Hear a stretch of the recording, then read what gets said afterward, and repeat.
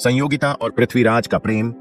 राजा पृथ्वीराज चौहान की वीरता और शौर्य की गाथाएं दूर दूर तक प्रसिद्ध थीं।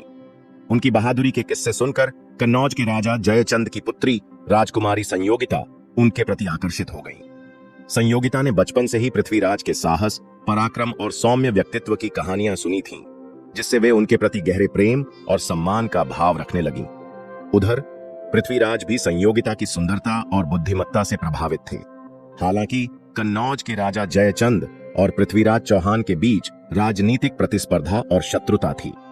जयचंद को यह स्वीकार नहीं था कि उसकी पुत्री अपने शत्रु राज्य के राजा को चाहती है।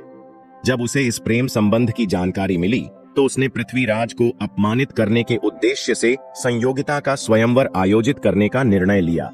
उसने संपूर्ण भारत के योग्य राजाओं को इस स्वयंवर में आमंत्रित किया, लेकिन पृथ्वीराज को निमंत्रण नहीं भेजा।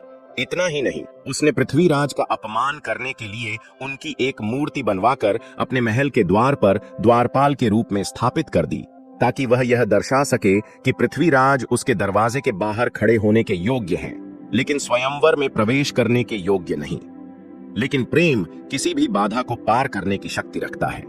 जब पृथ्वीराज को इस अपमान और संयोगिता के प्रेम के बारे में झात हुआ तो उन्होंने अपने विश्वसनीय मित्रों और वीर योद्धाओं के साथ कन्नौज की ओर प्रस्थान किया।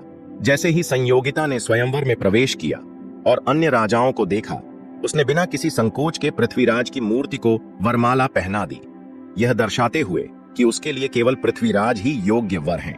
उसी क्षण पृथ्वीराज ने अपनी वीरता और साहस का परिचय देते हुए संयोगिता का अपहरण कर लिया। वे अपने घोड़े पर संयोगिता को बैठाकर तेजी से अजमेर की ओर निकल पड़े। जयचंद के सैनिकों ने उनका पीछा किया, लेकिन पृथ्वीराज की युद्ध कला और रणकौशल के आगे वे टिक नहीं सके। संयोगिता और पृथ्वीराज का यह प्रेम प्रसंग इतिहास में प्रेम और वीरता की अमर गाथा बन गया, जिसे सदियों तक याद किया जाता रहेगा।